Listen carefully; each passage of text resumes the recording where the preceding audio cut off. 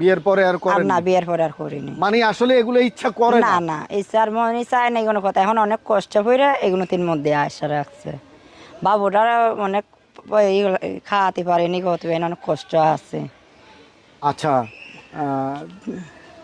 ধরেন আপনার সঙ্গে যদি কারো সুসম্পর্ক হয়, ফোনের মাধ্যমে সম্পর্ক ভালো হয় বা আপনার কষ্টটা সে শুনলো, শেয়ার করলেন আপনি, তার ভালো লাগলো, তারপরে আপনার যে সাংসারিক কষ্টটা এটা তো ফোন দিলে বাস্তবতাই আপনার সঙ্গে বুঝতে পারবে। হ্যাঁ ঠিক তো আছে। সেই জায়গাটায় একটা মানুষের সঙ্গে সম্পর্ক হতেই পারে, কিন্তু তাই তো বাজে কথা বলার সুযোগ আমি দেখি না। না না, বাজে আচ্ছা, কথা না বললেই আরেকটি হয়। বিষয় হলো আপনার বিয়ের বয়সটা তো এখনো যায়নি।